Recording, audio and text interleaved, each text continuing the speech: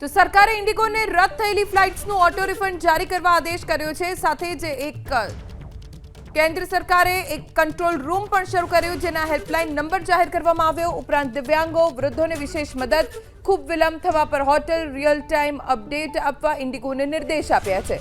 નિયમ મુજબ ફ્લાઇટ રદ થાય અથવા કલાકથી વધુ મોડી પડે તો પૂરું ભાડું પરત આપવાનો અથવા બીજી ફ્લાઇટથી મુસાફરી કરાવવાનો નિયમ છે। રાત્રે 8 વાગ્યાથી સવારે 3 વાગ્યાની ઉડાન 6 કલાકથી વધુ મોડી પડે તો હોટેલ અથવા એરપોર્ટ કે ટ્રાન્સપોર્ટેશન આપવું પડશે।